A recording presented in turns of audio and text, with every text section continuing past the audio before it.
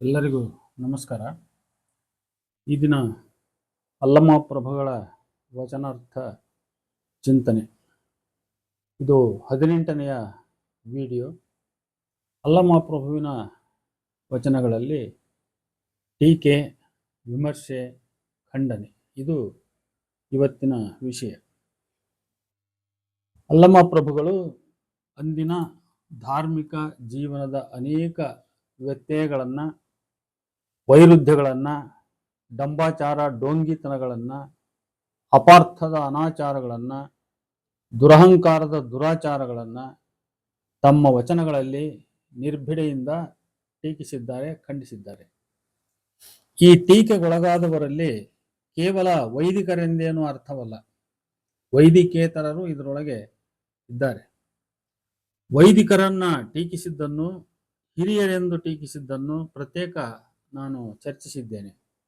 ಅಂತೆಯೇ ವೈದಿಕೇತರ, ಹಿರಿಯೇತರರ ಟೀಕೆಯ ವಚನಗಳ ಒಂದು ಸ್ಥೂಲ ಸಮೀಕ್ಷೆಯನ್ನ ಈ ಅಧ್ಯಾಯದಲ್ಲಿ ಎತ್ತಿಕೊಳ್ಳಲಾಗಿದೆ. ಅಂದ್ರೆ ನಾನು ಯಾರನ್ನು ಹಿರಿಯರು, ಅರುಹಿರಿಯರು ಅಂತ ಕರೀತಾ ಇದ್ರು, ಅದರ ಒಂದು ಚರ್ಚೆಯನ್ನು ನಾನು ಮಂಡಿಸಿದ್ದೇನೆ. ಅದರಿಂದ ಇಲ್ಲಿ ವೈದಿಕೇತರ, ಹಿರಿಯೇತರ ಟೀಕೆಯ ವಚನಗಳ ಒಂದು ಸ್ಥೂಲ ಸಮೀಕ್ಷೆ ಅನ್ನೋ ರೀತಿಯಲ್ಲಿ ಈ ಒಂದು ಚರ್ಚೆ, ಜೊತೆಗೆ ಬಹಳ ವಿಭಿನ್ನವಾದ ಟೀಕೆ ಅಂಶಗಳನ್ನು ನಾನು ಇಲ್ಲಿ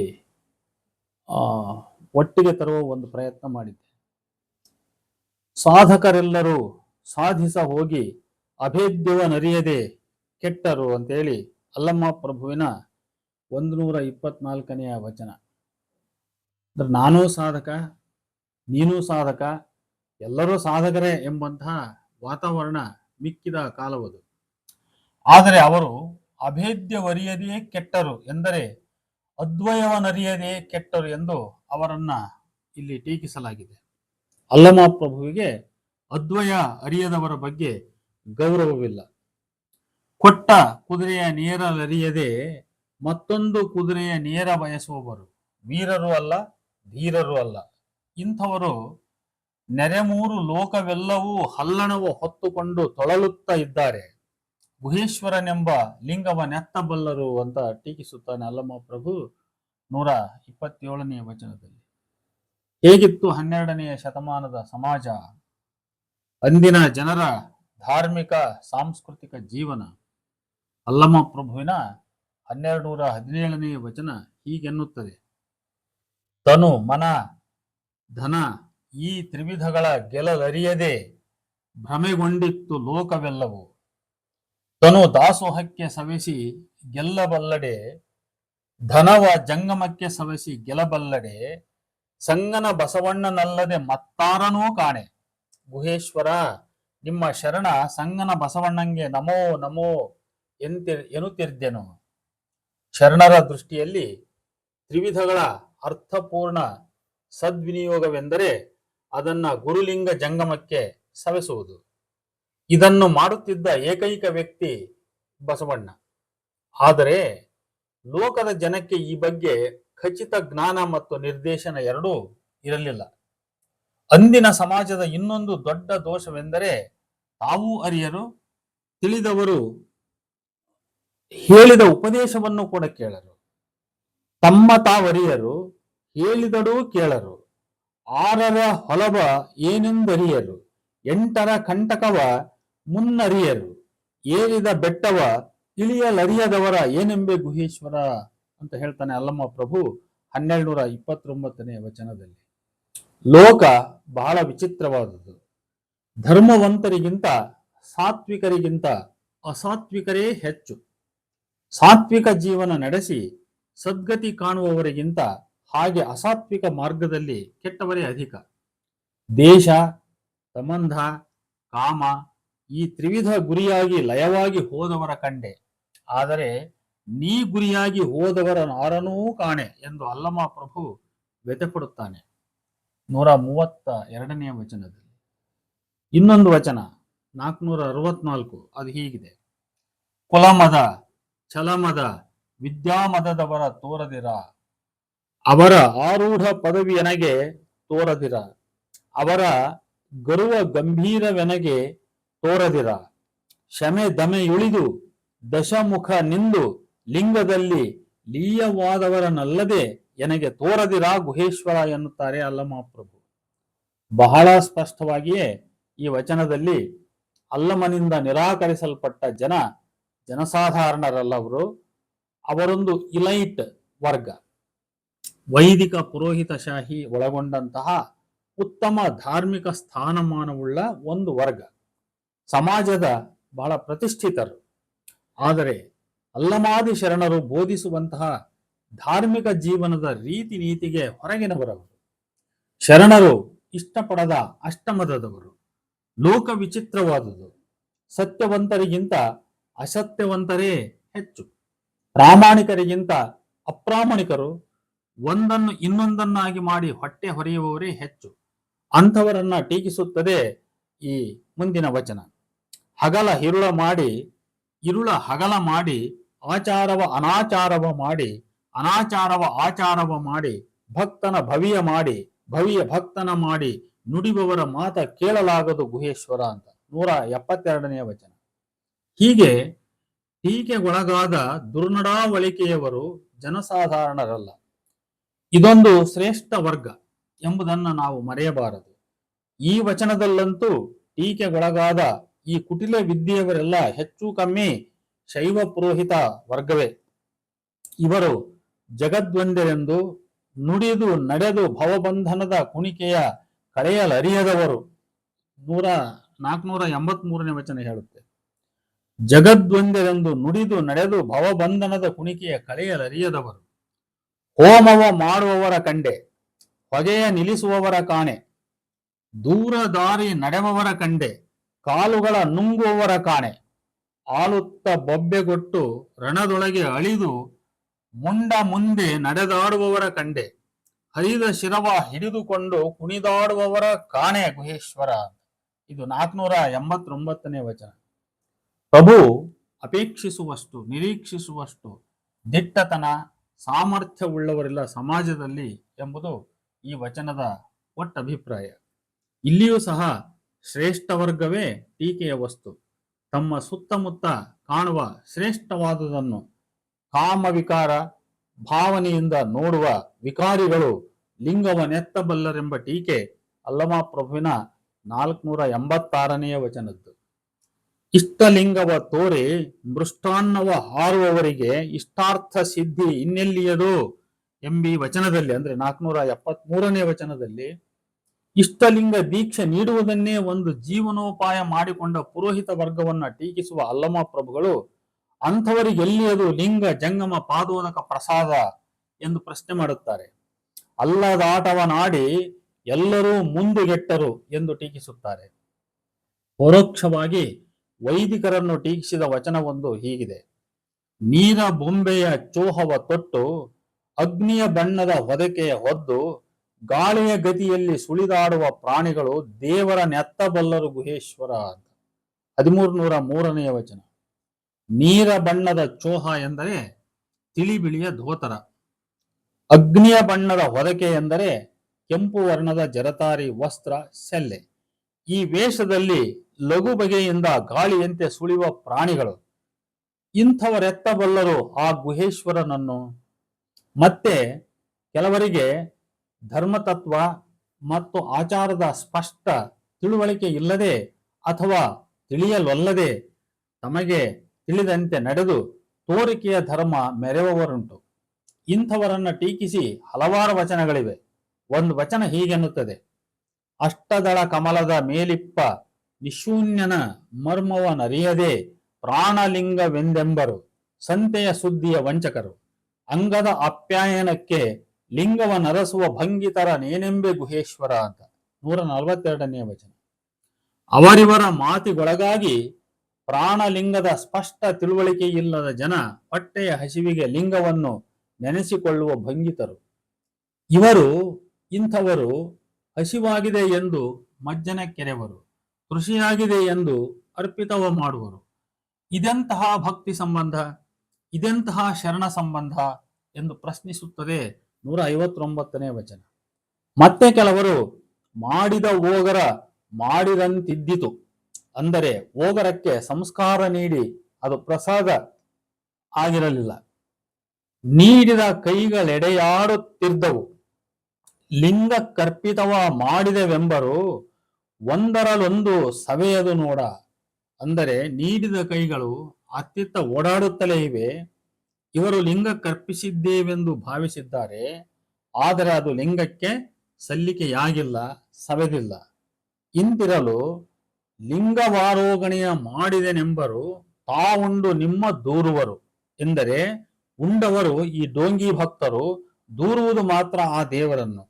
ಇದು 162ನೇ ವಚನ. ಹೀಗೆ ಇಂತಹ ಭಕ್ತರು ನಿತ್ಯಕ್ಕೆ ನಿತ್ಯ ಅರ್ಚನೆ ಪೂಜೆಯ ಮಾಡಿಸಿ ಭೋಗವ ಮಾಡುವವರ ಕಂಡು ಆನು ಬೆರಗಾದೆನು ಎಂದು ವಿಸ್ಮಯಗೊಳ್ಳುತ್ತಾನೆ ಪ್ರಭು 179ನೇ ವಚನದಲ್ಲಿ. ಬರಿಯ ನಚ್ಚಿನ ಮಚ್ಚಿನ ಭಕ್ತರು ಲಿಂಗವ ಮುಟ್ಟಿಯು ಮುಟ್ಟದ ಒಳಲೊಟ್ಟಿಗಳು ನೆರೆದು ಗಳಹುತಿಪ್ಪರು. ಗಳಹುತಿಪ್ಪರು ಅಂದ್ರೆ ಜಂಬ ಕೊಚ್ಚಿಕೊಡೋದು, ಬುಗಳೆ ಮಾತಾಡೋದು ಅಂತ. ತಮಗೆ ಅನುಭವ ನುಡಿಬವರು ಅಂತ ಹೇಳಿ 177ನೇ ವಚನ ಹೇಳುತ್ತೆ.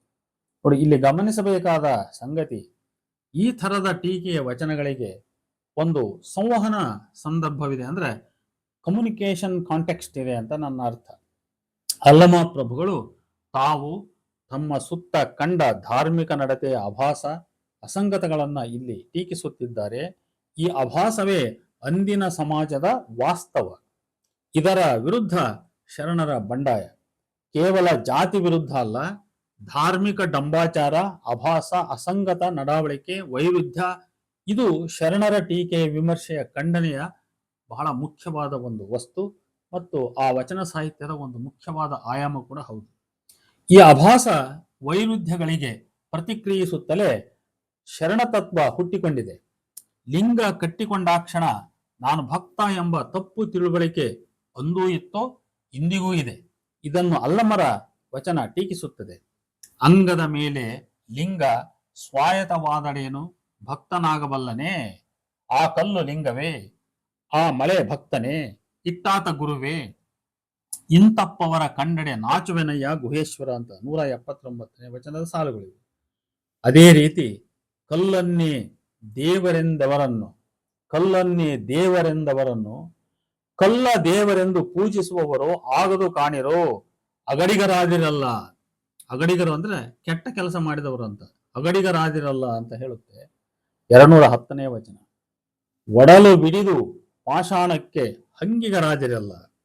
ಅಂಗ ಸಂಗಿಗಳೆಲ್ಲ ಮಹಾಘನವನರಿಯದೆ ನಿಂದಿರೋ ಹುಸಿಯನೇ ಕೊಯ್ದು ಹುಸಿಯನೇ ಪೂಜಿಸಿ ಘಸಣಿಗೊಳಗಾದರು, ಅಂದ್ರೆ ಚಿಂತೆಗೊಳಗಾದರು, ಯಾತನೆಗೊಳಗಾದರು ಗುಹೇಶ್ವರ. ಇದು 214ನೇ ವಚನ. ಇದೇ ಗುಂಪಿಗೆ 356ನೇ ವಚನದ ಈ ಸಾಲುಗಳು ಕೂಡ ಸೇರ್ತವೆ.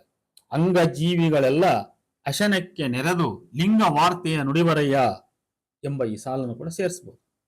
ಕೆಲವರಿಗೆ ಅಂತರಂಗ ಶುದ್ಧತೆ ಗೊತ್ತಿಲ್ಲ, ಕೇವಲ ಬಹಿರಂಗದ ಕಾಳಜಿ ಮಾತ್ರ. ಒಳಗೆ ತೊಳೆಯಲರಿಯದೆ ಹೊರಗೆ ತೊಳೆದು ಕುಡಿಯುತ್ತಿದ್ದರಯ್ಯ ಪಾದೋದಕ ಪ್ರಸಾದವನರಿಯದೆ ಬಂದ ಬಟ್ಟೆಯಲ್ಲಿ ಮುಳುಗುತ್ತೈದಾರೆ ಗುಹೇಶ್ವರ ಅಂತ 161ನೇ ವಚನ. ಅಂದಿನ ಕಾಲದ ಯೋಗಿಗಳನ್ನು ಟೀಕಿಸಿ ಆಸನ ಬಂಧರು ಸುಮ್ಮನಿರರು.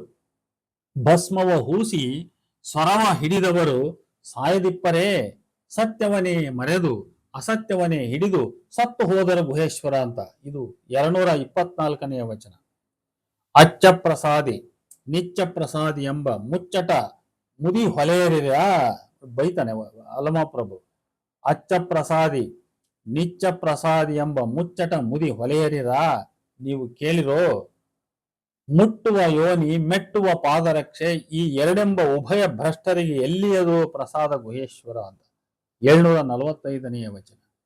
ಅಂದಿನ ಶೈವ ಪಂಥದ ಹಿರಿಯರಲ್ಲಿ ಅಳಿಯದ ಮುಟ್ಟುವ ಯೋನಿ ಮೆಟ್ಟುವ ಪಾದರಕ್ಷೆ, ಈ ಎರಡೆಂಬ ಪ್ರಾಪಂಚಿಕ ವಿಷಯದ ವ್ಯಾಮೋಹವನ್ನು ಹೆಸರಿಸಿ ಲಜ್ಜೆ ಇಲ್ಲದೆ ಅಚ್ಚ ಪ್ರಸಾದಿ ನಿಚ್ಚ ಪ್ರಸಾದಿಗಳೆಂಬ ವಿಶೇಷ ಗೌರವಕ್ಕೆ ಬಡಿದಾಡುವುದನ್ನು ಕಂಡು ಏಸಿ ಆ ಹಿರಿಯರನ್ನು ಮುದಿ ಹೊಲೆಯರಿರ ಎಂದು ಕೋಪದಿಂದ ನಿಂದಿಸಿದ್ದಾನೆ ಅಲ್ಲಮ ಪ್ರಭು. ಇಲ್ಲಿ ತೀಕ್ಷ್ಣ ಮತಿಗಳಾದ ಅಲ್ಲಮ ಪ್ರಭುಗಳು ಟೀಕೆ ಖಂಡನೆಯ ವ್ಯಾಪ್ತಿ ಬಹಳ ದೊಡ್ಡದು.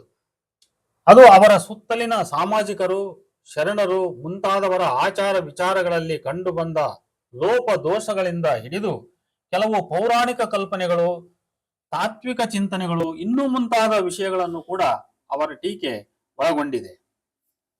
ಇಲ್ಲಿ ಕೆಲವು ಬೇರೆ ವಿಷಯಗಳ ಆ ಟೀಕೆಯ ಇನ್ನೂ ವಿಸ್ತೃತವಾದ ವಿಷಯಗಳನ್ನು ನಾವು ನೋಡಬಹುದು. ರೂಪನೆ ಕಂಡರು, ನಿರೂಪಣೆ ಕಾಣರು, ಅನುವನೇ ಕಂಡರು, ತನುವನೇ ಕಾಣರು, ಆಚಾರವನೇ ಕಂಡರು, ವಿಚಾರವನೇ ಕಾಣರು, ಗುಹೇಶ್ವರ ನಿಮ್ಮ ಕುರುಹನೇ ಕಂಡರು, ಕೂಡಲರಿಯದೆ ಕೆಟ್ಟರು. 495ನೇ ವಚನ. ಅನು ಅಂದ್ರೆ ಕ್ರಮ, ರಚನೆ, ರಹಸ್ಯ, ಸೌಂದರ್ಯ, ಗುಣ, ಇಷ್ಟೆಲ್ಲ ಅರ್ಥಗಳಿವೆ. ತನು ಅಂದ್ರೆ ದೇಹ. ಸಾಮಾನ್ಯ ಭಕ್ತರಿಗೆ ಕುರುಹು ಗ್ರಾಹ್ಯವೇ ಹೊರತು ಮೂಲ ಚೇತನ ಗ್ರಾಹ್ಯವಲ್ಲ. ಮೂಲ ಚೇತನವನ್ನು ಸಾಕ್ಷಾತ್ಕರಿಸಿಕೊಳ್ಳಲು ಮಾತ್ರ ಕುರುಹು ಅತ್ಯವಶ್ಯಕ. ಆದರೆ ಕುರುಹನ್ನು ಮಾತ್ರ ಅರಿತು ಆ ಪರಮಾತ್ಮನನ್ನು ಸಾಕ್ಷಾತ್ಕರಿಸಿಕೊಂಡು ಅವನೊಂದಿಗೆ ಐಕ್ಯತೆಯನ್ನ ಸಾಧಿಸದೇ ಇದ್ದರೆ ಪ್ರಯೋಜನವಿಲ್ಲ. ಹೀಗೆ ನಿಷ್ಪ್ರಯೋಜಕ ಭಕ್ತಿ ಮೆರೆದು ಕೆಟ್ಟವರನ್ನೇ ಈ ವಚನದಲ್ಲಿ ಟೀಕಿಸಲಾಗಿದೆ. ರೂಪ ಕಂಡು ನಿರೂಪ ಕಾಣದಾದರು. ಅನು ಪದಕ್ಕೆ ಬಹು ಅರ್ಥಗಳಿರುವುದರಿಂದ ಎರಡನೇ ಸಾಲಿನ ಅರ್ಥವನ್ನ ಖಚಿತವಾಗಿ ನಮಗೆ ವಿವರಿಸಲಿಕ್ಕೆ ಆಗದು. ಸೌಂದರ್ಯವನ್ನ ಮೆರಗನ್ನ ಕಂಡು ದೇಹವನ್ನೇ ಕಾಣದಾದರು ಎನ್ನಬಹುದೇನೋ. ಆಚಾರವನ್ನರಿತವರು ಈ ಆಚಾರಕ್ಕಾಧಾರವಾದ ವಿಚಾರವನ್ನೇ ಕಾಣರು.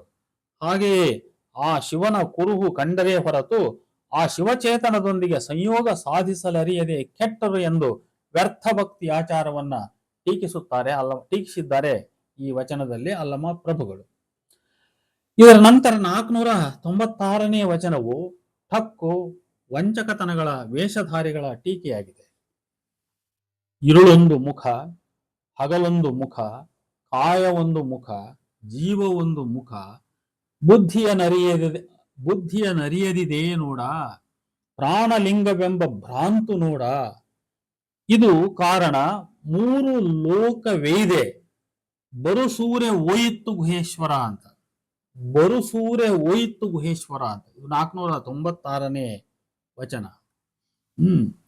ಇರುಳೊಂದು ಮುಖ, ಹಗಲೊಂದು ಮುಖ, ಕಾಯ ಒಂದು ಮುಖ, ಜೀವ ಒಂದು ಮುಖ, ಬುದ್ಧಿಯ ನರಿಯದಿದೆ ನೋಡ, ಪ್ರಾಣಲಿಂಗವೆಂಬ ಭ್ರಾಂತು ನೋಡ. ಇದು ಕಾರಣ 3 ಲೋಕವೇದೆ, ಬರುಸೂರೆ ಓಯಿತ್ತು ಗುಹೇಶ್ವರ. ಬರುಸೂರೆ ಹೋಗು ಅಂದ್ರೆ ಹಾಳಾಗು, ವ್ಯರ್ಥವಾಗು. ಏಯ್ದು ಅಂದ್ರೆ ಒಂದು, ಧರಿಸು ಅಂತ. ಪ್ರಾಣಲಿಂಗವೆಂಬ ಭ್ರಾಂತಿಯುಳ್ಳವರೇ ಇಲ್ಲಿ ಟೀಕೆಗೊಳಗಾದವರು. ಇವರು ಠಕ್ಕು ವಂಚಕ ಗುಣ ನಡಾವಳಿಕೆಯವರು. ಇರುಳೊಂದು ಮುಖವಾಡ, ಹಗಲೊಂದು ಮುಖವಾಡ. ದೇಹದ ಮಾಟ ರೂಪದಲ್ಲಿ ವ್ಯಕ್ತವಾಗುವುದು ಒಂದು, ಆದರೆ ಅವರ ಜೀವ ಅಂತರಂಗವೇ ಬೇರೆ.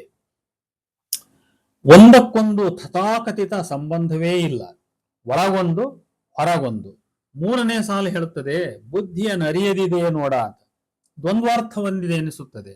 ಆ ಠಕ್ಕಿನವರ ಬುದ್ಧಿಯು ಅರಿಯದೋ ಅಥವಾ ಅವರನ್ನೇ ಇತರ ಬುದ್ಧಿ ಅರಿಯದೋ ಅಥವಾ ಅವರ ಬುದ್ಧಿಯು ನರಿಯದೋ ಎಂದು ಇಂಥವರಿಗೆ ಪ್ರಾಣಲಿಂಗದ ಭ್ರಾಂತಿ ಹಿಡಿದಿದೆ. ಇಂಥವರು 3 ಲೋಕ ತುಂಬಿರುವುದರಿಂದ ಎಲ್ಲವೂ ಹಾಳಾಗಿ ಹೋಯಿತು. ಇದರ ನಂತರದ 497ನೇ ವಚನದಲ್ಲಿ ಭಾವದಲ್ಲಿ ಭ್ರಮಿತರಾಗಿ ವಚನ ರಚನೆಯ ರಂಜನೆಯ ಲೀಲೆಯನಾಡುವರು ಎಂದು ಸಮಕಾಲೀನ ಶರಣರನ್ನೇ ಟೀಕಿಸಿದ್ದಾರೆ ಎನಿಸುತ್ತದೆ. ಸಜ್ಜನ ಸದ್ಭಕ್ತ ನೆಡಹಿದಡೆ ಸೈರಿಸಬಾರದು. ಸ್ವಯಂ ಬಸವಣ್ಣನವರನ್ನೇ ಈ ಮುಂದಿನ ವಚನದಲ್ಲಿ ಟೀಕಿಸಿದಂತೆ ಕಾಣುತ್ತದೆ. ಸೂಳೆ ಹಲಬರನು ಉಳಿದಳೆಂದು ನಿಂದಿಸಲಿಲ್ಲ ಕೇಳ. ಪತಿವ್ರತೆ ತನ್ನ ಪುರುಷನಲ್ಲದೆ ಮತ್ತೊಬ್ಬನ ಮುಖವ ನೋಡಿದಡೆ ಅವಳ ಚಾಂಡಾಲಗಿತ್ತಿ ಎಂಬುದು ಲೋಕವೆಲ್ಲವು. ಕೀರ್ತಿ ವಾರ್ತೆಗೆ ಮಾಡುವ ಭಕ್ತ ತಪ್ಪಿದಡೆ ಅದ ಮನಕ್ಕೆ ತರಲಿಲ್ಲ. ಸಜ್ಜನ ಸದ್ಭಕ್ತ ನೆಡಹಿದಡೆ ಅದ ಸೈರಿಸಬಾರದು ಕೇಳ. ನಮ್ಮ ಗುಹೇಶ್ವರ ಲಿಂಗಕ್ಕೆ ಆದಿಯಿಂದ ಅತ್ತತ್ತ ನೀನೇ ಭಕ್ತನಾದ ಕಾರಣ ಮನ ನೊಂದಿತ್ತು ಕಾಣ ಸಂಗನ ಬಸವಣ್ಣ ಅಂತ. 1569ನೇ ವಚನ. ಉಳಿ ಅಂದ್ರೆ ಹಣಿಕಿ ನೋಡು ಅಂತ ಅರ್ಥ. ಸೂಳೆಯು ಬಹುಜನರ ಮೇಲೆ ಕಣ್ಣು ಹಾಕುವಳೆಂದೇನೋ ಅವಳನ್ನ ನಿಂದಿಸುವುದಿಲ್ಲ. ಆದರೆ ಪತಿವ್ರತೆಯು ತನ್ನ ಗಂಡನ ಬಿಟ್ಟು ಪರಪುರುಷನ ಮೇಲೆ ಕಣ್ಣು ಹಾಕಿದರೆ ಅವಳನ್ನು ಚಾಂಡಾಲಗಿತ್ತಿ ಎಂದು ಕಡು ನಿಂದಿಸುವುದು ಲೋಕ. ಹಾಗೆಯೇ ಕೀರ್ತಿ ವಾರ್ತೆಗೆ ಮಾಡುವ ತೋರ್ಕೆಯ ಬೂಟಾಟಿಕೆಯ ಭಕ್ತರನ್ನೇನೂ ಗಂಭೀರ ಗಮನಿಸುವುದಿಲ್ಲ. ಆದರೆ ಸಜ್ಜನ ಸದ್ಭಕ್ತ ತಪ್ಪು ಮಾಡಿದರೆ ಅದನ್ನು ಸೈರಿಸಲಾಗದು. ನಮ್ಮ ಗುಹೇಶ್ವರ ಲಿಂಗಕ್ಕೆ ಆದಿಯಿಂದ ಅತ್ತತ್ತ ನೀನೇ ಸದ್ಭಕ್ತನಾದ ಕಾರಣ, ಅಂದ್ರೆ ನೀನು ಪ್ರಮಾದವೆಸಗಿದ ಕಾರಣಕ್ಕೆ ಮನ ನೊಂದಿತ್ತು ಕಾಣ ಸಂಗನ ಬಸವಣ್ಣ ಎಂದು ಬಸವಣ್ಣ ಯಾವುದೋ ತಪ್ಪೆಸಗಿದ್ದಕ್ಕೆ ತಾವು ಮನ ನೊಂದಿರುವುದಾಗಿ ಅಲ್ಲಮ ಪ್ರಭು ಈ ವಚನದಲ್ಲಿ ಪರಿತಪಿಸಿದ್ದಾರೆ. ಇನ್ನ ಜಡಶೈವ ಮಾರ್ಗಿಗಳನ್ನು ಟೀಕಿಸಿದ್ದಾರೆ. ಪ್ರಾಣ, ಅಪಾನ, ವ್ಯಾನ, ಉದಾನ ಮುಂತಾದ ದಶವಾಯು ಪ್ರಾಣಗಳನ್ನು ನಷ್ಟ ಮಾಡಿ ಯಮ ನಿಯಮ ಧ್ಯಾನ ಧಾರಣಾದಿ ಹಠಯೋಗವಾಚರಿಸುವ ಜಡಶೈವ ಮಾರ್ಗಗಳನ್ನ ಟೀಕಿಸುತ್ತದೆ ಅಲ್ಲಮ ಪ್ರಭುವಿನ 796ನೇ ವಚನ. ಅಲ್ಲಮ ಪ್ರಭುವಿನ 888ನೇ ವಚನವು ಕೂಡ ಭೀಭತ್ಸ ಶೈವಾಚಾರಗಳನ್ನ ಖಂಡಿಸುತ್ತದೆ. ಮರ್ತ್ಯಲೋಕದ ಭಕ್ತರುಗಳೆಲ್ಲರೂ ತಥ್ಯವನರಿಯದೆ ಮಿಥ್ಯವನೇ ಹಿಡಿದು ಮಿಥ್ಯವನೇ ಪೂಜಿಸಿ ವ್ಯರ್ಥರಾಗಿ ಹೋದರು. ತಲೆಯ ಕೊಯ್ದು ದೇಹವ ಕಡಿದು ಕಣ್ಣ ಕಳೆದು ಹೊಟ್ಟೆಯ ಸೀಳಿ ಮಗನ ಕೊಂದು ಬಾಣಸವ ಮಾಡಿ ಎಂದು ಮುಂತಾಗಿ. ಆದರೆ ಈ ವಚನ ಪ್ರಕ್ಷಿಪ್ತವಿರಬಹುದು ಅಂತ ಅನಿಸುತ್ತದೆ.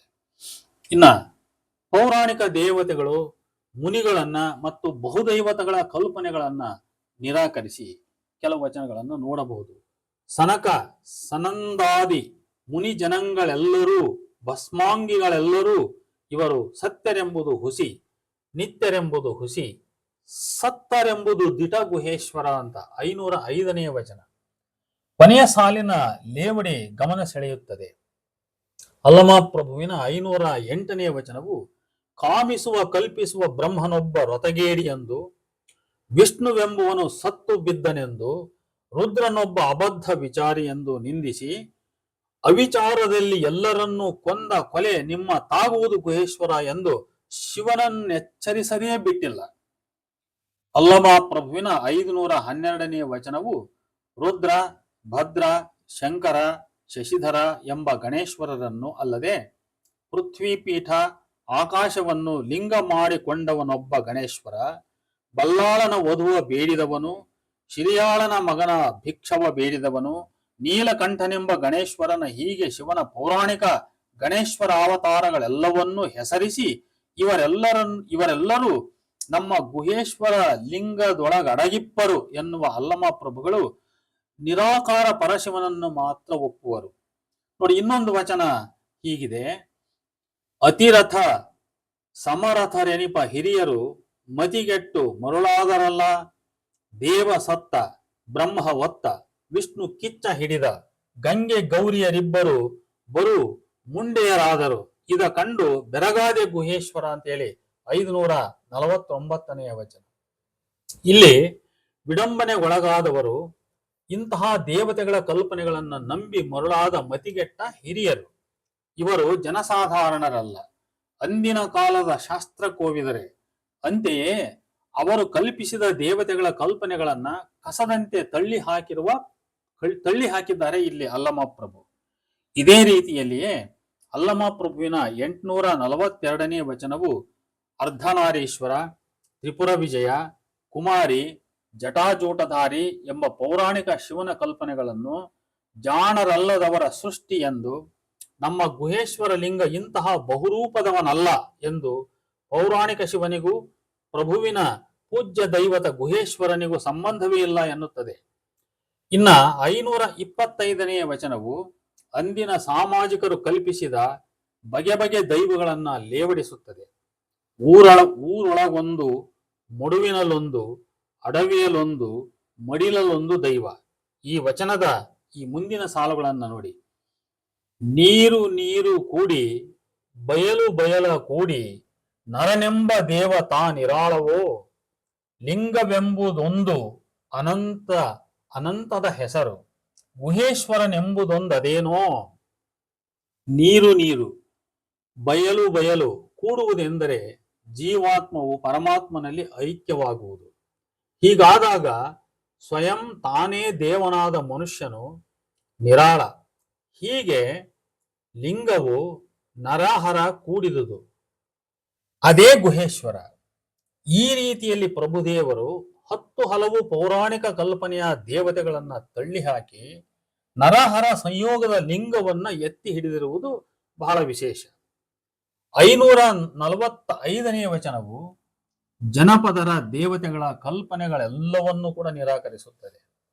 ಕಿಚ್ಚಿನ ದೇವ, ಕೆಂಡದ ದೇವ, ಮಾರಿ ಮಸಣದ ದೇವರು, ತಿರುಕ ಗೊರವ, ಹೀಗೆ ನಾನಾ ವೇಷದಲ್ಲಿ ದೇವರು ತಿರುಗಾಡುತ್ತಿರುವನೆಂದು ನಂಬಿದವರೆಂದು ನಿಮ್ಮ ಪೂಜಿಸಿ ನಷ್ಟ ಸಂತಾನವಾಗಿ ಬಟ್ಟ ಬಯಲಲ್ಲಿ ಬಿದ್ದು ಕೆಟ್ಟೆನ ಗುಹೇಶ್ವರ ಎಂದು ತಮ್ಮನ್ನೇ ತಾವು ಟೀಕಿಸಿಕೊಂಡಿರುವರು ಅಲ್ಲಮಾಪ್ರಭು. ಜನಪದರ ಪರಿಶಿಷ್ಟ ದೇವತೆಗಳ ಅವತಾರಿಗಳಾದ ಜೋಗತಿ ಗೊರವರನ್ನು ಕೂಡ ಅಲ್ಲಮಾಪ್ರಭುವಿನ 952ನೇ ವಚನವು ಟೀಕಿಸುತ್ತದೆ. ಉದಕವ ಕೊಡನ ಹೊತ್ತಾಡುವ ಗೊರವಿತಿಯ ಕೈಯಲ್ಲಿ ಕಂಕಣ. ನೋಡು, ಉದಕದ ಕೊಡನ ಹೊತ್ತಾಡುವ ಗೊರವಿತಿಯ ಕೈಯಲ್ಲಿ ಕಂಕಣ, ಉಲಿಯುವ ಗೆಜ್ಜೆ ಚರಣದಲ್ಲಿ, ಉರಿಯ ಗೊರವನ ನೆರವ ಭರವಸದಿಂದ ಬಂದಿರಲು ಬಹಳ ಮುಳ್ಳಡ್ಡಲಾದವಲ್ಲ ಕಂಕಣದುಲುಹು ನಂದಿ ಕಣ್ಣು ತೆರೆದ ಮುಳ್ಳಳಿಯಲು ಕಾಡಗಿಚ್ಚೆದ್ದು ಕರಡವ ಸುಟ್ಟಂತೆ ಪ್ರಾಣಗುಣ ಪ್ರಧ್ವಂಸಕಂಗೆ ಅನ್ಯೋನ್ಯ ಭಾವತ್ರಯ ಉಂಟೇ ಶರಣಲಿಂಗಕ್ಕೆ ಸಂದಿಲ್ಲ ಗುಹೇಶ್ವರ ಅಂತ. ಇದು 952ನೇ ವಚನ. ಉರಿಯ ಗೊರವನ ಅಂದ್ರೆ ಮಹಾಜ್ಞಾನವೆಂಬ ಮಂಟಪ, ಉಲಿಯುವ ಗೆಜ್ಜೆ ಪ್ರಕೃತಿ ಗುಣದಿಂದ ಮರೆಯುವ ಕರ್ಣಗಳು ಅಥವಾ ದಾಸೋಹಂ ಭಾವ, ಗೊರವಿತಿ ಅಂದ್ರೆ ಶರಣ ಸತಿ, ಕಂಕಣ ಅಂದ್ರೆ ಸಂಸಾರವೆಂಬ ಜಲಬಿಂದು, ದೃಢನಿಷ್ಠೆ, ಕರಡ ಅಂದ್ರೆ ಒಣಗಿದ ಹುಲ್ಲು, ಪ್ರಧ್ವಂಸಕ ಅಂದ್ರೆ ಕಾಗಿಚ್ಚು, ಅಡವಿಯಲ್ಲಿ ಹೊತ್ತಿದ ಬೆಂಕಿ, ವಿನಾಶ ಅಂತ. ನೋಡಿ, ಈ ವಚನದ ಮೊದಲೆರಡ ಸಾಲುಗಳು ನೀರು ತುಂಬಿದ ಕೊಡವನ್ನು ತಲೆಯ ಮೇಲೆ ಹೊತ್ತು ಕಾಲಲ್ಲಿ ಗೆಜ್ಜೆ ಕಟ್ಟಿಕೊಂಡು ಕೈಯಲ್ಲಿ ಕಂಕಣ ಕಟ್ಟಿಕೊಂಡು ಮನೆಗೆ ಬೀದಿ ಬೀದಿಗಳಲ್ಲಿ ಭಿಕ್ಷಾಟನೆ ಮಾಡುವ ಎಲ್ಲಮ್ಮ ಜೋಗತಿಯರ ಚಿತ್ರಣವನ್ನು ಅದು ನೀಡುತ್ತದೆ. ಈ ಗೊರವಿತಿಯು ಶಾಕ್ತ ಪರಂಪರೆಯವಳಲ್ಲ ಎನ್ನಲಿ, ಶೈವ ಸನ್ಯಾಸಿ ಎನ್ನಲಿ, ಆಕೆ ಒಬ್ಬ ಜೋಗತಿ ಎಂಬುದು ಮಾತ್ರ ದಿಟ. ಆಕೆ ಶಾಕ್ತ ಪರಂಪರೆಯಳೋ ಅಥವಾ ಶೈವ ಸನ್ಯಾಸಿನಿಯೋ ಯಾರಾದರೂ ಆಗಿರಲಿ, ಅದರ ಸ್ಪಷ್ಟತೆ. ಆದ್ರೆ ಆಕೆ ಒಬ್ಬ ಜೋಗತಿ ಅಂತಕ್ಕಂಥದ್ದು ಮಾತ್ರ ಸ್ಪಷ್ಟ. ಈ ಜೋಗತಿಯು ಸಾಂಕೇತಿಕವಾಗಿ ಸಾಂಖ್ಯ ತತ್ವದ ಪ್ರಕೃತಿ ಆಗಬಹುದು ಅಂತ. ಇಲ್ಲಿ ನಮಗೆ ಸಿಂಬಾಲಿಕ್ ಆಗಿ ಆ ಜೋಗತಿ ಸಾಂಖ್ಯ ತತ್ವದ ಪ್ರಕೃತಿ ಅಂತ ಅನಿಸ್ಕೊಳ್ತಾಳೆ. ಈಕೆಯು ಉರಿಯ ಗೊರವ ಅಂದ್ರೆ ಅರ್ಥಾತ್ ಪರಮ ಪುರುಷ ಶಿವನನ್ನ ನೆರೆಯಲು ಅಂದ್ರೆ ತಬ್ಬಿಕೊಳ್ಳಲು, ಅಂದರೆ ಅವನನ್ನು ತನ್ನ ಮಾಯಾಜಾಲಕ್ಕೆ ಕೆಡಹಿಕೊಳ್ಳಲು ಬಂದಿರುವಳು. ಆದರೆ ಆಕೆಯ ಪ್ರಯತ್ನಕ್ಕೆ ಅನೇಕ ವಿಘ್ನಗಳು, ಬಹಳಷ್ಟು ಮುಳ್ಳುಗಳು ಎದುರಾದವು. ಆದರೆ ಕೈಯಲ್ಲಿ ಕಟ್ಟಿದ ನಂದಿಯ ಸಂಕೇತವಾದ ಕಂಕಣವು ಜಾಗೃತವಾಗಿ ಕಣ್ಣು ತೆರೆದು ಕಾಡಿನ ಕಿಚ್ಚು ಒಣಗಿದ ಹುಲ್ಲನ್ನು ದಹಿಸಿದಂತೆ ಆ ಗೊರವಿತಿಗೆ ಅಡ್ಡಲಾದ ವಿಘ್ನಗಳನ್ನ ನಿವಾರಿಸಲು ಸುಡುವ ಬೆಂಕಿಗೆ ಅಂದ್ರೆ ಪ್ರಧ್ವಂಸಕನಿಗೆ ಪ್ರಾಣಗುಣ ಪ್ರಾಪ್ತವಾಗಿ ಅನ್ಯೋನ್ಯ ಭಾವತ್ರಯಗಳುಂಟಾಗಿ ಶರಣನಿಗೂ ಲಿಂಗಕ್ಕೂ ಭೇದವಿಲ್ಲದಾಯಿತು. ಹೀಗೆ ಇದರ ಒಂದು ಅರ್ಥ ಲಭ್ಯ. ಆದರೆ ಇದನ್ನ ಇನ್ನೂ ಹೆಚ್ಚು ಸ್ಪಷ್ಟಪಡಿಸಿಕೊಳ್ತಕ್ಕಂಥ ಅವಶ್ಯಕತೆ ಇದೆ. ಇಲ್ಲಿ ಶಿವನೊಂದಿಗೆ ಐಕ್ಯ ಸಾಧಿಸುವ ಸಂಕಲ್ಪ ಹೊಂದಿದ ಅಂದ್ರೆ ನಂದಿಯ ಉಲುವಿನ ಕಂಕಣ ಅಂತ, ಸಂಸಾರಸ್ಥ ಶರಣಸತಿಯನ್ನು ಶಿವನೊಂದಿಗೆ ಐಕ್ಯ ಸಾಧಿಸುವ ಸಂಕಲ್ಪ ಹೊಂದಿದ ಸಂಸಾರಸ್ಥ ಶರಣಸತಿಯನ್ನು ಆ ಗೊರವಿತಿಯು ಸಾಂಕೇತಿಕವಾಗಿ ಪ್ರತಿನಿಧಿಸುತ್ತಿದ್ದು, ಆಕೆ ಹೊತ್ತಿರುವ ಕೊಡವು ಕಾಲಲ್ಲಿ ಉಲಿಯುವ ಗೆಜ್ಜೆಯು ಸಂಸಾರ ಅಥವಾ ಮಾಯೆಯ ಪ್ರತೀಕವಾಗಿದೆ. ಆ ಶರಣಸತಿಯ ಅಂತರಂಗದಲ್ಲಿ ಪರಮಪುರುಷನೊಂದಿಗೆ ಸಂಯೋಗ ಹೊಂದಲಿಚ್ಛಿಸುವ ಜೀವಾತ್ಮವಿದೆ. ಇಂಥ ಸಂಕೀರ್ಣ ವ್ಯಕ್ತಿತ್ವದ ಇಬ್ಬಂದಿತನವುಳ್ಳ ಶರಣಸತಿಯು, ಏಕೆಂದರೆ ಸಂಸಾರದ ಸೆಳೆತ ವ್ಯಾಮೋಹವಿದ್ದಾಗ್ಯೂ ಪರಮಾತ್ಮನ ಸೇರುವ ಹಂಬಲವಿದೆಯಲ್ಲ, ಆ ಕಾರಣಕ್ಕಾಗಿ ಈ ಜೀವಾತ್ಮನನ್ನು ತನ್ನ ಮಾಯಾಜಾಲಕ್ಕೆ ಕೆಡಹಿ ಕಾಳ್ಗಿಚ್ಚಿನಂತೆ ಅವನನ್ನ ಸುಟ್ಟು ನಾಶ ಮಾಡಲು ಆ ಗೊರವಿತಿ ಅಂದ್ರೆ ಪ್ರಕೃತಿಯು ಪ್ರಯತ್ನಿಸುತ್ತಿದ್ದರೆ, ಆ ಶರಣಸತಿಯು ಕೈಯಲ್ಲಿ ಕಟ್ಟಿಕೊಂಡಿರುವ ನಂದಿಯುಲುಹಿನ ಕಂಕಣ ಅಂದ್ರೆ ಶಿವೈಕ್ಯತೆ ಸಾಧಿಸುವ ಸಂಕಲ್ಪದ ಸಂಕೇತ. ಅದು ನಂದಿಯುಲುಹಿನ ಕಂಕಣ. ಆ ಶರಣಸತಿಯಲ್ಲಿ ಜಾಗೃತಿಯನ್ನ ಉಂಟು ಮಾಡಿ ಜೀವಾತ್ಮನ ಸದಿಚ್ಛೆಗೆ ಅಂದ್ರೆ ಶಿವಪಥ ಸೇರುವ ಸಂಕಲ್ಪಕ್ಕೆ ವಿಘ್ನವಾಗಿ ಬಂದ ಆ ಮಾಯೆಯನ್ನ ಕಾಡಿನ ಕಿಚ್ಚಿನಂತೆ ಸುಟ್ಟು ಹಾಕುತ್ತದೆ. ಅಂತಿಮವಾಗಿ ಶರಣನು ಲಿಂಗೈಕ್ಯತೆಯನ್ನು ಶಿವಜೀವ ಎಂಬ ಭೇದವಿಲ್ಲದೆ ಅಂದ್ರೆ ಸಂದಿಲ್ಲದೆ ಸಾಧಿಸುವನು. ಹೀಗೆ ಈ ವಚನದ ಅರ್ಥವನ್ನ ವಿವರಿಸಿಕೊಂಡಾಗಲೂ ಕೂಡ ಪ್ರಾಣಗುಣ ಪ್ರಧ್ವಂಸಕಂಗೆ ಅನ್ಯೋನ್ಯ ಭಾವತ್ರಯ ಉಂಟೆ, ಈ ಸಾಲಿನ ಅರ್ಥ ಇನ್ನೂ ಸಂದಿಗ್ಧವಾಗಿಯೇ ನಮಗೆ ಉಳಿಯುತ್ತದೆ ಅಂತ. ಪ್ರಭು ತನ್ನ ಸುತ್ತಲ ಶಿವಭಕ್ತರೆನ್ನಿಸಿಕೊಂಡವರಲ್ಲಿ ಕಂಡ ಬಹುದೊಡ್ಡ ಕೊರತೆ ಏನೆಂದರೆ, ತಮ್ಮನ್ನು ತಾವರಿಯದೆ ತಾವು ಬ್ರಹ್ಮಜ್ಞಾನಿಗಳು ಶಿವಜ್ಞಾನಿಗಳು ಎಂದು ಅಹಂಕಾರ ಪಡುತ್ತಿದ್ದುದು. ಅದರಲ್ಲಿಯೂ ದ್ವೈತಿಗಳು ಜಡಜೀವಿಗಳು ಪ್ರಭುವಿನ ಗುರಿ ಇಲ್ಲಿ. ಇಂಥವರನ್ನ ಟೀಕಿಸಿದ ಹಲವಾರು ವಚನಗಳು ಉಂಟು. ಉದಾಹರಣೆಗೆ ನಾವು ಇಲ್ಲಿ ನೋಡುವುದಾದರೆ 746ನೇ ವಚನ ನೋಡಬಹುದು. ಅಜ್ಞಾನ ಸುಜ್ಞಾನಗಳೆರಡೂ ಶಿವನೆಂದಡೆ ಶಿವಜ್ಞಾನಿಗಳು ಮೆಚ್ಚುವರೇ, ಶಿವಶಕ್ತಿಗಳೆರಡೂ ನೀನೇ ಎಂದಡೆ ಮಹಾನುಭಾವಿಗಳು ಪರಿಣಾಮಿಸುವರೇ, ತನ್ನ ತಾನಾರೆಂಬುದನರಿಯದೆ ಅನ್ಯವೆಲ್ಲವೂ ಬೊಮ್ಮವೆಂಬ ಈ ಕರ್ಮದ ನುಡಿಯ ಮೆಚ್ಚುವನೇ ನಮ್ಮ ಗುಹೇಶ್ವರ ಲಿಂಗವಂತ. ಈ ವಚನವು ಮೊದಲೆರಡು ಸಾಲುಗಳಲ್ಲಿ ಶೈವರನ್ನು, 3-4ನೆಯ ಸಾಲುಗಳಲ್ಲಿ ಶಕ್ತಿ ವಿಶಿಷ್ಟಾದ್ವೈತರನ್ನು ಮತ್ತು ಕೊನೆಯ 2 ಸಾಲುಗಳಲ್ಲಿ ದ್ವೈತಿಗಳನ್ನು, ಹೀಗೆ ಈ ಮೂವರನ್ನು ಕೂಡ ಅದು ಟೀಕಿಸುತ್ತದೆ. 6 ದರ್ಶನ ಅನಾಚಾರವ ನಡೆದವು. 6 ದರ್ಶನ ಅನಾಚಾರವ ನಡೆದವು ಅಂದ್ರೆ ಷಡ್ದರ್ಶನಗಳು. ಸುರೆಯ ಕುಡಿದವು, ಮಾಂಸವ ತಿಂದವು, 6 ದರ್ಶನಕ್ಕೆ ಅನಾಚಾರವಾದುದೆಂದು ನಾನು ಗುರುವಾದೆ ಕಾಣ ಗುಹೇಶ್ವರ ಅಂತ 913ನೆಯ ವಚನ. ಹೀಗೆ ಷಡ್ದರ್ಶನವನ್ನ ಟೀಕಿಸುವ ಈ ವಚನದಲ್ಲಿ ಅನಾಚಾರವ ನಡೆದ ಷಡ್ದರ್ಶನವನ್ನು ಟೀಕಿಸಿರುವುದು ಸರಿ.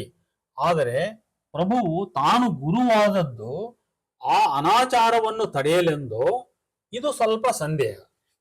ಅಲ್ಲಮ ಪ್ರಭುವಿನ 764ನೇ ವಚನದಲ್ಲಿ ಅನ್ನವನ್ನಿಕ್ಕಿ ನನ್ನಿಯ ನುಡಿದು ಅರವಟ್ಟಿಗೆಯ ನಿಕ್ಕಿ ಕೆರೆಯ ಕಟ್ಟಿಸಿದಡೆ ಮರಣದಿಂದ ಮೇಲೆ ಸ್ವರ್ಗ ಉಂಟಲ್ಲದೆ ಶಿವನ ನಿಜವು ಸಾಧ್ಯವಾಗದು ಎಂದು ಇಲ್ಲಿ ಸಿದ್ಧರಾಮನನ್ನೇ ಟೀಕಿಸಿದಂತೆ ತೋರುವುದು. ಹೀಗೆ ಅಲ್ಲಮ ಪ್ರಭುವಿನ ವಚನಗಳ ಒಂದು ಟೀಕೆಯ ಆಯಾಮವನ್ನ ನಾವು ಹುಡುಕ್ತಾ ಹೋದಾಗ ಅನೇಕ ಶಿವಶರಣರ ಡೋಂಗಿತನಗಳು, ತಾತ್ವಿಕತೆಯ ವೈರುಧ್ಯಗಳು, ಇಂಥ 10 ಹಲವು ವಿಷಯಗಳ ಒಂದು ಹೊಳಹು ನಮಗೆ ಸಿಗ್ತಾ ಹೋಗ್ತದೆ ಅಂತ ಹೇಳ್ತಾ ಇಲ್ಲಿಗೆ ಈ ಚರ್ಚೆಯನ್ನು ನಾನು ಮುಕ್ತಾಯ ಮಾಡ್ತಾ ಇದ್ದೇನೆ. ನಮಸ್ಕಾರ.